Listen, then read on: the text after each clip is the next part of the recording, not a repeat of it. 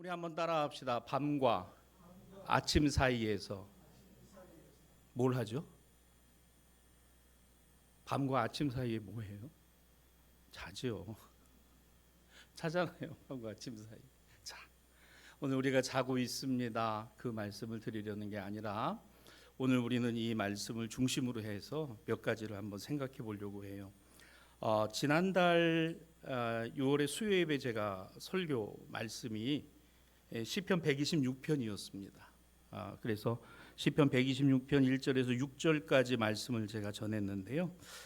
그때 제목 혹시 아세요? 모르시죠? 기억과 기대 사이에서 이런 제목으로 함께 은혜를 나누었어요. 기도 이야기했습니다. 하나님과 우리 사이의 기도. 여러분 부부 사이에 대화가 끊어지면 그건 끝난 겁니다. 그리고 부모와 자식 간에도 대화가 이어지지 않고 있다면 그 문제가 있는 거죠. 대화는 관계입니다. 관계는 특별한 것으로 만들어지고 형성됩니다. 대화는 아무하고나 하지 않아요. 하나님과 우리 사이의 기도를 대화라고 합니다. 그러면 이 기도가 끊어졌다고 한다는 것은 대화가 끊어졌다는 얘기죠. 관계에 문제가 생긴 겁니다. 이것을 점검해 볼 수 있는 것이 뭘까? 그게 바로 시편 126편 1절에서 6절까지 말씀이었어요. 하나님께서 내가 말하는 것을 들으신다. 오늘 새벽에도 함께 은혜 나누었습니다만 나의 말을 들으시고 나의 구하는 것을 들으시고 귀를 지으신 하나님이 듣지 아니하시고 눈을 만드신 하나님이 보시지 않겠느냐? 그렇습니다. 나의 기도를 들으시는 하나님이시기 때문에 동시에 나의 신음도 들으시고 고통도 보시고 또 나의 아픔도 지켜보고 계시다라는 것이죠. 그렇기 때문에 기도는 신앙생활을 유지하는 방법입니다. 기도는 하나님과의 관계입니다. 그 관계 안에서 나를 지켜보시고 나의 마음을 들어보시고 또 나의 구하고 아뢰는 모든 것을 알고 계시는 하나님, 그 하나님께 내가 나아갑니다. 그 하나님의 이름을 부릅니다. 아버지, 나를 불쌍히 여겨주시고 나를 긍휼히 여겨 주옵소서. 그래서 이것이 찬송이고 이것이 찬양입니다. 그리고 나와 함께 하심을 감사합니다. 오늘 이 찬양과 감사가 이어지기에 이것을 우리는 거룩에 이르는 길, 다시 말해서 경건이라고 했습니다. 여러분 경건에 이르기를 연습하십시오. 경건에 이르는 훈련을 하는 겁니다. 왜 교회 다니십니까? 경건에 이르는 훈련, 경건에 이르는 연습을 하는 겁니다. 목적지가 어디입니까? 천국 가서 주님 품에서 주님 영원히 찬양하고 주님과 더불어 사는 것, 오늘 영생을 누리는 것, 오늘 이것이 우리의 신앙과 믿음의 목적이고 목표인 것이죠. 자, 이처럼 기도는 이것에 맞춰가는 과정이에요. 기도는 이렇게 맞춰가는 것입니다. 눈물과 희생이 아니면 열매가 없듯이 찬양과 감사가 아니면 나의 삶의 기도는 이어지지 않습니다. 원망과 불평만으로 기도가 되지 않아요. 찬양과 감사가 그리고 항상 내 안에 있을 때에 주님, 힘들지만 어렵지만 그럼에도 불구하고 그 하나님 아버지로 말미암아 내가 감사합니다. 나와 함께 하심을 감사합니다. 그래서 신앙의 열매가 맺혀지고 그 열매가 거두어지게 되는 것이죠. 자, 이렇게 생각해 보십시다. 경건의 훈련, 기도, 말씀, 예배, 우리의 삶의 모든 언행들, 이게 다 훈련이잖아요. 자, 이 훈련이 뭘까? 하나님이 우리 인생을 뭐처럼 만드셨다? 당신의 훈련 학교로 만들어 놓으셨다. 그게 내 인생이다. 그래서 인생은 하나님의 훈련 학교에 들어와 살아가는 삶의 모든 과정이 그게 바로 신앙의 삶이고 신앙의 모습이라는 겁니다. 그러니까 인생 따로 신앙 따로가 아니라 이제는 그 인생과 신앙이 같이 간다 그 얘기예요. 이게 그 말입니다. 그 신앙 따로 있고 내 인생 따로 있는 것 아니라 그 신앙이 곧 내 인생이고 내 인생 안에 신앙이 있다. 이게 같이 가져간다라는 이야기. 오늘은 이 같은 내용을 우리가 좀 구체적인 예를 본문에서 보려고 합니다. 자, 시편 59편 성경을 보세요. 거기 보면 59편에 제목이 달려 있어요. 그 제목이 뭐라고 되어 있습니까? 사울이 사람을 보내어 다윗을 죽이려고 그 집을 지킨 때에. 여러분, 시편은 운율이 있어요. 이게 노래입니다. 근데 어떻게 부르는지를 지금 몰라요. 이거 그냥 읽어야 될 내용이 아니에요. 두 번째는 시편의 각각을 보면요, 보통의 경우는 특별히 다윗의 일생에서 적용된 내용들이 상당히 많이 들어가 있습니다. 이 59편도 그런 내용이죠. 자, 여러분, 이 59편의 제목에 나오는 사울이 사람을 보내어 다윗을 죽이려고 그 집을 지킨 때가 언제였습니까? 어떤 상황이었을까? 성경 사무엘상 19장 11절 이하에 나와요. 사무엘상 19장 11절을 봅니다. 사울이 전령들을 보내어 다윗의 집에 보내어 그를 지키다가 아침에 그를 죽이게 하려 한지라. 다윗의 아내 미갈이 다윗에게 말하여 이르기를 당신이 이 밤에 당신의 생명을 구하지 아니하면 내일은 죽임을 당하리라. 다윗의 아내 누구예요? 미갈. 미갈은 누구의 딸입니까? 사울의 딸이에요. 지금 사울은 뭘 하려고 합니까? 다윗을 죽이려고 합니다. 참, 이런 막장 드라마도 없어요. 이게 드라마 같은 얘기죠. 장인이 사위를 죽이려고 합니다. 그런데 이 미갈은 그 아버지의 괴계를 무너뜨리고 누구를? 남편을 살리려고 하는 거예요.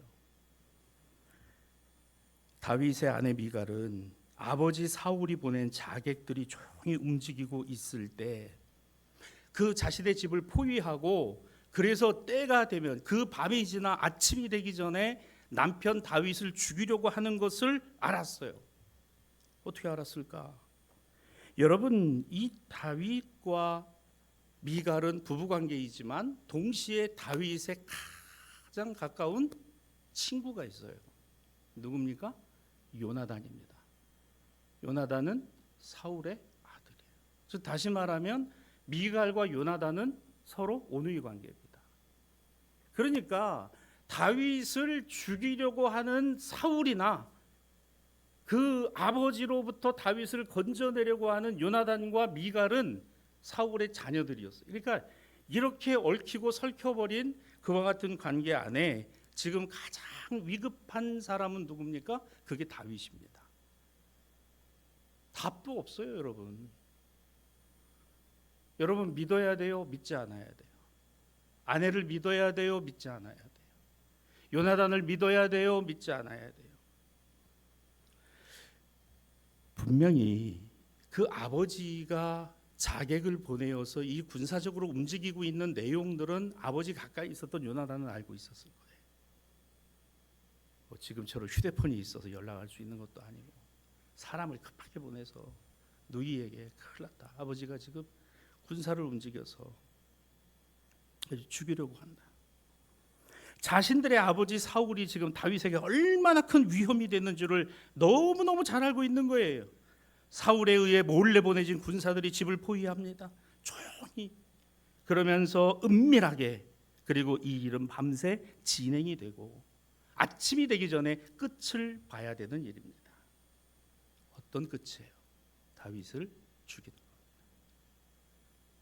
야, 여러분, 참 얼마나 기막힌 일입니까? 부지불식간에 나를 죽이려고 옥죄어 들어오는 발자국 소리와 그들의 흔적을 내가 보고 있다는 것처럼 힘든 게 어디 있느냐고. 저 사람은 나를 죽이려는 사람이야. 저 사람은 지금 나를 구덩이에 던져놓고 나를 아주 죽이려고 작정한 사람이야. 그 사람에게 가서 손을 내밀고 화해하고 끌어안고 주님의 이름으로 축복하고, 돼요? 그럼 물어봅니다. 돼요? 안 됩니다. 사울이 지금 자기를 죽이려고 이렇게까지 하고 있는데 그 딸과 그 아들이 자기를 도와주고 있는데 이걸 믿어야 될지 믿지 않아야 될지. 여러분, 다윗의 그 마음은요, 미치겠는 거예요. 나를 보호해주고 목숨을 건져주겠다고 나선 자신의 아내나 요나단이나, 이 얼마나 기막힌 현실입니까? 그게 언제 일어나고 있어요? 그 밤과 아침 사이에. 한쪽은 나를 죽이겠다, 한쪽은 그런 나를 살리겠다. 여러분, 우리는 동시에 보여. 나를 힘들게 하는 사람도 있고 나를 긍휼히 여기는 사람도 있고, 나를 함정에 빠뜨리는 사람도 있고 나를 그 함정에서 건져주려는 사람도 있고.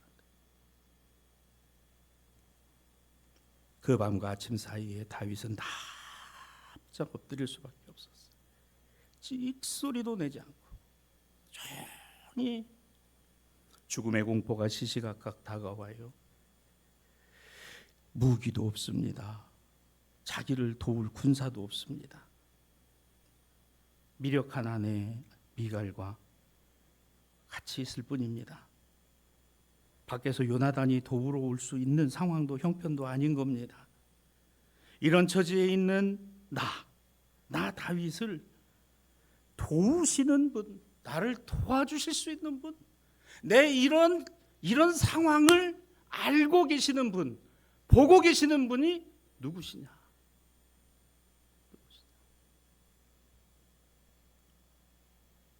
납작 엎드려서 숨을 죽여 그 하나님 앞에 아뢰입니다. 성경을 보십시오.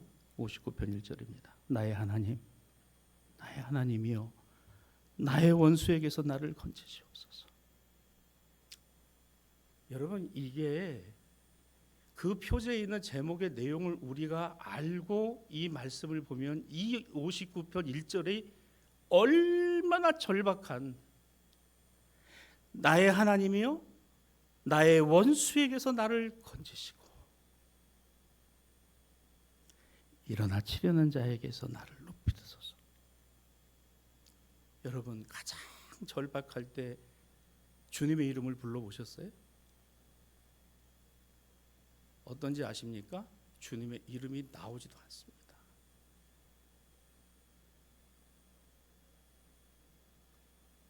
부모를 먼저 떠나보낸 자식은 그 부모를 기억하지만, 자식을 먼저 앞세운 부모는요, 그 자식을 가슴에 묻습니다.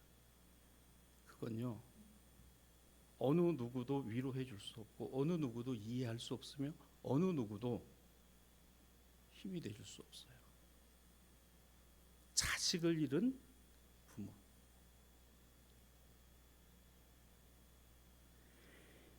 가장 절박한 순간 다윗의 주변에는 아무도 없습니다.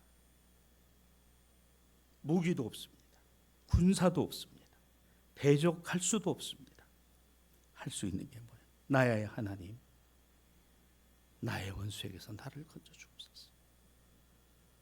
여러분, 죽음의 밤, 그리고 다윗은 찬양과 기도로 그 하나님을 찾았어요. 그 하나님을 불렀습니다. 언제?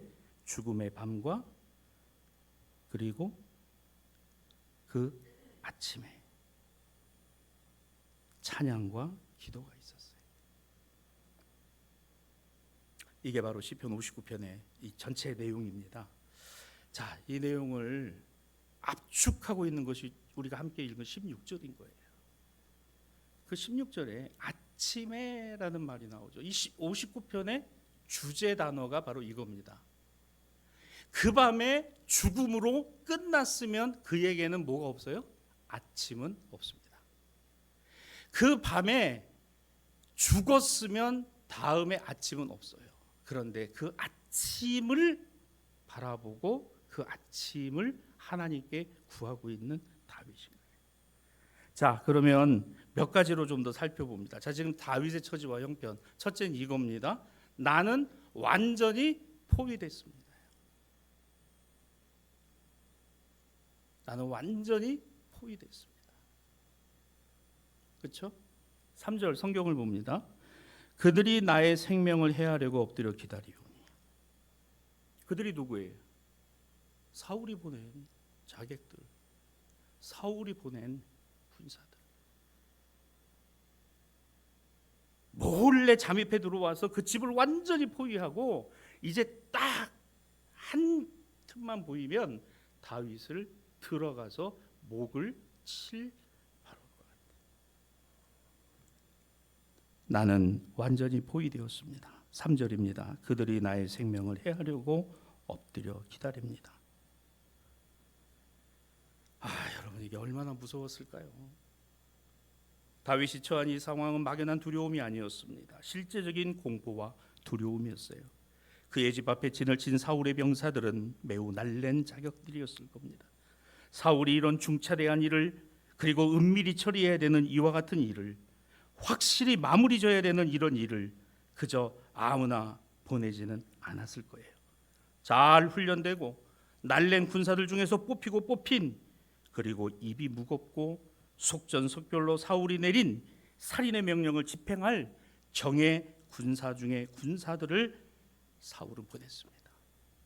다윗은 너무나 잘 알아요. 보통 사람들이 아니에요. 여러분, 나의 대적은요 보통 사람이 아니에요. 우리가 대적해야 되는 것은요, 이 땅의 권세자들이 아니라 하늘의 악한 영과 우리 힘으로는 이길 수 없는 세력들인 겁니다. 우리가 감히 그들과 맞서서 그 악한 영과 더불어서 내가 이기겠다고 하는 사람 치고 이긴 사람이 없어요. 오직 이김은 예수 그리스도뿐입니다. 마귀의 머리를 짓이긴 건 예수 그리스도뿐이신 거예요. 여러분 믿습니까? 내가 이긴다고요? 내가 할 수 있다고요? 내가 그 유혹을 이기고 내가 그것을 능히 감당할 수 있다고요? 천만에 그거는 아니에요. 우리는 이길 수가 없습니다. 다윗이 이긴다고요? 여기서 어떻게 다윗이 이깁니까? 얼마나 날랜 군사들인데요, 얼마나 대단한 사람들을 보냈는데요. 여기 전령이라고 표현하고 있습니다. 사무엘상 19장에 전령이라고 그랬어요. 전령. 여러분, 전령이라는 거는요, 딱 그 명령 하나만을 듣고 간 사람을 전령이라고 해요. 단순한 전달자가 아닙니다. 사울의 명령은 이미 떨어졌어요. 딱 한마디로 떨어졌습니다. 다윗을 죽여라. 이 밤에 다윗을 죽여라. 다 그 말, 그 명령 하나. 정예 부대 중에 정예 부대, 정예 군사 중에 정예 군사. 여러분, 우리는 TV를 통해서 이스라엘과 이란의 12일 전쟁을 봤습니다. 이란은요, 그냥 속수무책으로 당했어요. 이스라엘은 이 전쟁을 얼마 준비하지 아십니까? 6년을 준비를 했어요. 6년. 그리고 이 전쟁의 가장 혁혁한 공은 트럼프가 아니에요. B2 폭격기가 아니에요. 그건 나중에 하나의 그런 결과적인 거고, 실제로 이 전쟁을 이스라엘이 주도적으로 이끌고 이길 수 있었던 것은 6년 전부터 시작된 계획으로부터 이 전쟁이 이겼다는 외신을 보셨죠. 무슨 말입니까? 이스라엘의 모사드라고 하는 가장 강력한 정보부대, 전 세계 정보부대 중에 가장 강력하다는 이 모사드, 2차 세계대전 이후에 히틀러를 추종했던 세력들을 저 남미 아르헨티나까지 쫓아가서 30년이 걸러서라도 잡아다가 이스라엘 법정에 세운 모사드, 그리고 애굽을 비롯한 이집트를 비롯한 요르단과 중동과 6.1 전쟁과 3차에 걸친 전쟁을 주도적으로 이끌고 승리했던 부대가 모사드 부대, 정보부대. 여러분, 이 모사드의 최적의 요원들을 어디로 보냈어요? 이란으로 보냈습니다.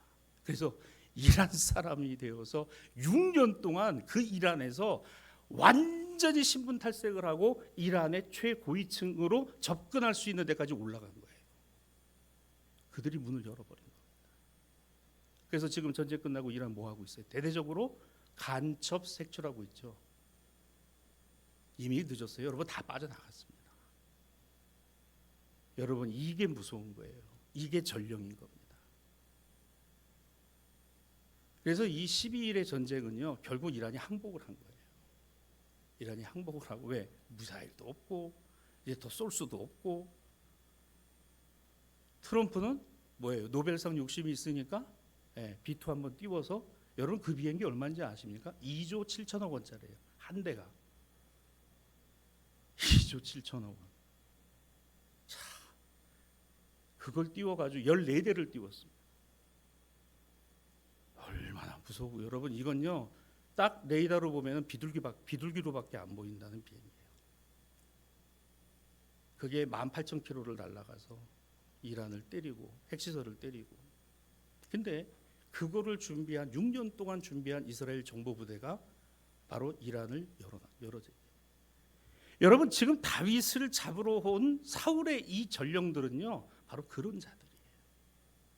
도저히 빠져나갈 수가 없는, 완전히 포위가 되어 있는 바로 그곳에서 다윗의 목숨을 노리고 들어오는 은밀한 포위 작전 속에서 대항할 무기도 함께할 군사도, 나는 이 밤에 완전히 포위됐습니다. 나의 하나님이여, 나의 원수에게서 나를 건져주옵소서. 여러분 우리가 살아가면서 이럴 때가 있죠. 앞을 봐도 뒤를 봐도 어디를 봐도 너무나 꽉 막혀서 어떻게 할 수가 없는, 여러분 하나님 앞에 손 들고, 주님 나는 완전히 포위됐습니다. 주님 나는 완전히 포위됐습니다. 길이 없습니다. 방법이 없습니다. 이 말을, 이 기도를 들으시는 하나님 아버지, 당신의 자녀들의 작은 신음에도 뭐 하시는?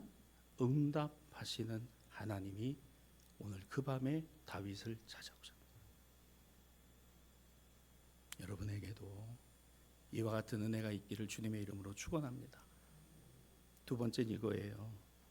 얼마나 두려웠겠어요. 그러나 두려움이 나를 지배할 수는 없습니다. 따라합시다. 두려움이 나를 이길 수 없습니다.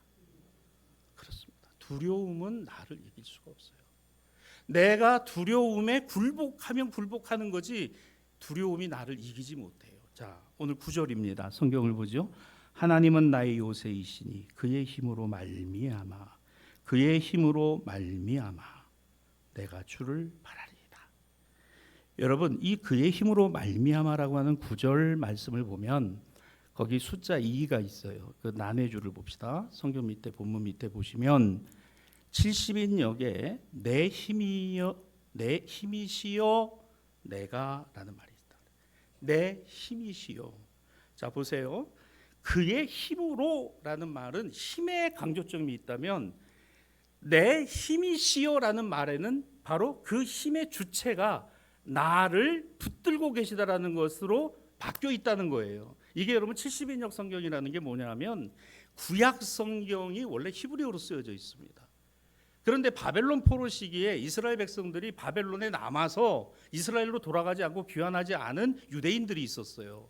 그들은 그 당시에 헬라어가 공용어가 되고 헬라어가 영어처럼 쓰여졌기 때문에 히브리어를 읽지 못하는 바벨론의 유대인들을 위해서 쓰여진 성경이 70인역입니다. 그러니까 구약 성경이 헬라어로 쓰여져 있는 거예요. 그 헬라어로 쓰여졌을 때 이 본문을 어떻게 썼느냐? 그의 힘으로가 아니라 더 정확하게는 나의 힘이 되신 여호와요. 할렐루야. 여러분 자꾸 힘만 보지 마시기를 바랍니다. 그 힘의 주인이신 누구를 보라? 하나님을 보라. 나의 힘이 되신 여호와요. 하나님이 나의 힘이십니다. 하나님 내게 힘을 주세요가 아니라 하나님이 나의 힘이십니다. 하나님이 나의 힘이십니다. 동서남북 어디를 봐도 다 막혀 있는데 하나님이 나의 힘이십니다. 하나님이 나의 힘이십니다. 그 하나님의 힘으로 말미암아, 예 맞습니다. 내가 힘이다, 돈이 힘이다, 권력이 힘이다. 59편 17절입니다. 여기 구체적으로 나오죠. 우리 다 같이 59편 17절 읽어봅니다. 시작. 나의 힘이시여 내가 주께 찬송하오리니. 그렇습니다. 나의 힘이 되신 여호와를 나는 뭐하리이다? 찬송하리이다. 하나님 찬송하리이다. 여러분, 우리가 힘들고 어려울 때, 기도가 막힐 때 하나님의 말씀을 기억하는 기도가 필요할 뿐만 아니라 또 찬송도 필요하다는 것을 우리가 알게 됩니다. 오늘 우리가 예배 부른 찬송이 있죠. 너 하나님께 이끌리요 일평생 주만 바라면. 너 어려울 때 힘 주시고 내 생명 지켜 주시리. 주 믿음 안에 있는 사람 그 반석 위에 서리라. 나의 힘이 되신 이는 여호와시다. 하나님이 나의 힘이시다. 그래서 여러분, 하나님이 나의 힘이시다. 하나님만이 나의 힘이십니다. 두려움은 나를 지배할 수 없습니다. 왜? 하나님이 나의 힘이시다. 하나님이 나의 힘이시다. 자, 그 다음에 마지막 세 번째로는 그래서 나는 밤에도 찬양을 부르며 기도합니다. 밤에도 나는 하나님을 찬양하며 기도합니다. 자, 오늘 본문 16절입니다. 나는 주의 힘을 노래하며 아침에 주의 인자하심을 높이 부르오리니. 아침을 기다리고 아침이 오기를 바라보고 있는. 다윗은 그 밤에 찬양과 기도를 시작했습니다. 응답을 받고서 한 것이 아니라 그 시간 미갈은 분주히 움직였습니다. 하나님의 도우심이었죠. 요나단으로부터 정보가 들어왔습니다. 하나님이 도우신 거죠. 어떻게 하면 다윗을 살릴 수 있을까? 사람들의 마음을 움직이시니까 하나님이시죠. 다윗을 돕는 사람들이 있습니다. 다윗을 죽이려고 달려온 사람도 있지만 다윗을 돕는 사람들이 있었습니다. 사람의 힘이 사람을 어찌할 수는 있어도 그러나 하나님의 사람을 하나님이 지키시는 것은 사람이 어찌할 수 없는. 우리가 세상 안에서 하나님의 자녀로 살아가는 것은 하나님은 나를 돕는 사람들을 두시기도 하고 나를 도울 사람을 내 주변에 두시기도 하고 나를 위해 기도하는 사람을 두시기도 했다는 사실이에요. 누군가 널 위해 기도한다, 누군가 날 위해 기도한다라는 그 사실 하나 때문에 오늘도 나는 신앙과 믿음의 의미를 가질 수 있는 겁니다. 내가 누군가를 위해 기도한다는 것처럼 귀한 것도 없는 거죠. 누군가 나를 위해 기도한다는 것도 귀하지만 내가 누군가를 위해서 기도할 수 있다는 것도 얼마나 귀한 일이겠어요. 사무엘상 19장 12절과 13절에 보면 미갈이 다윗을 창에서 달아내리었다. 야, 어쩌면 이런 지혜와 이런 방법을 하나님이 미갈에게.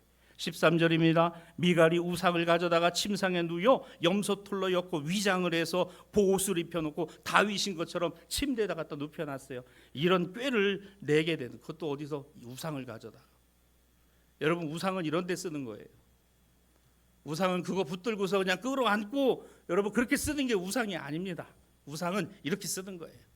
그냥 쓰고 버리기 위해서. 돈이 우상이 되고 권력이 우상이 돼서 그거 끌어안고 그거로 여러분 해결을 보겠다고 하면 그게 답이 나와요? 쓰고 버리는 거예요.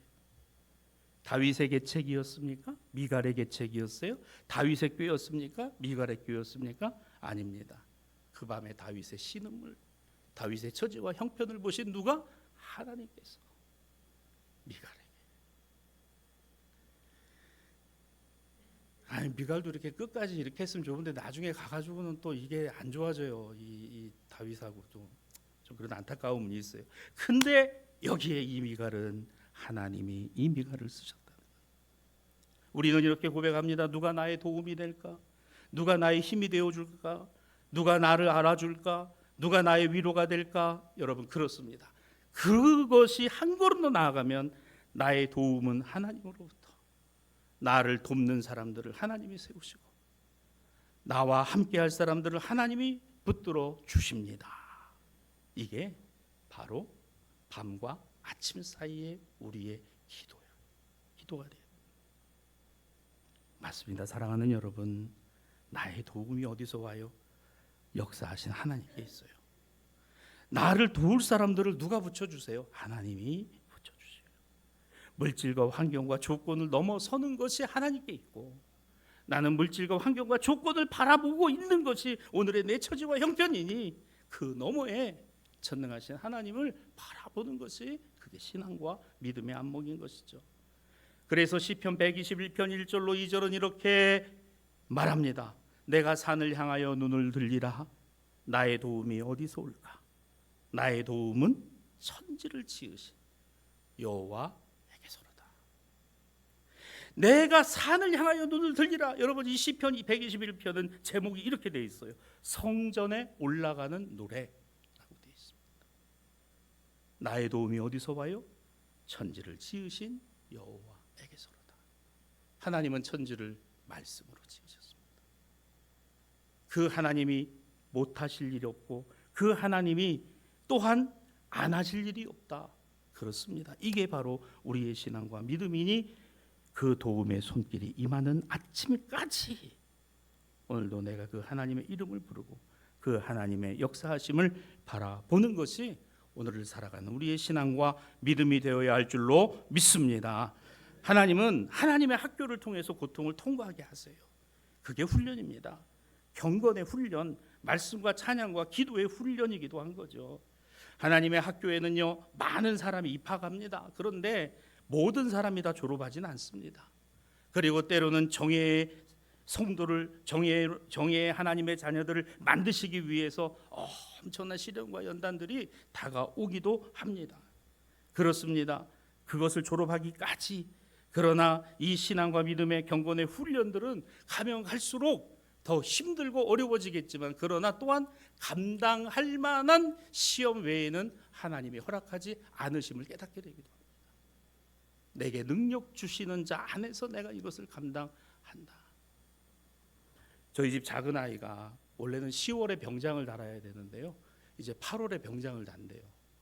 걔는 군대에 말뚝을 받아가야 될지도 모르겠어요. 잘하는 거예요. 대형 면허를 따가지고 25인에서 버스를 몰고 다닌다고 합니다. 참, 아버지도 못한 일종 대형 면허를 딴 자랑스러운 아들이 참 얼마나 감사한지. 근데 힘들대요. 제 엄마한테도 전화하고 할 때 옆에서 들어보면 힘들다. 어떤 경우는 이제 상병, 어떻게 보면 우리 다 군대 갔다 오신 우리 장로님들 아시겠지만 이 마로봉이잖아요. 이 마로봉이니까 이 일도 제일 많고, 요즘은 그런 건 없대요. 뭐 식판 닦아주고 전투화 닦고 뭐 이런 건 없답니다. 없는데 너무 힘들다. 뭐가 그렇게 힘드냐? 관계에서 힘들어. 관계에서. 저희 집 작은 아이를 다 좋아하고 다 인정해 주는 것만은 아닙니다. 너무 잘하니까 그게 싫고, 그렇죠? 그런 일이 충분히 있겠죠. 얘야, 견뎌라. 그리고 이 시간이 지나간다. 그 시간이 지나가는 곳에서 내가 힘들고 어렵지만 끝까지 참고, 그게 훈련인 거예요. 먹을 것 주고 입을 것 주고. 그렇죠? 하나님의 훈련 학교에 여러분, 저와 여러분이 들어와 있잖아요. 무엇을 먹을까, 무엇을 마실까, 무엇을 입을까 염려하지 마세요. 군대에 간 자식이 무엇을 먹을까, 무엇을 마실까, 무엇을 입을까 걱정 안 해도 나라에서 우리가 낸 세금 가지고 다 먹이고 입히고 다 그렇게 채워주고 하더라고요.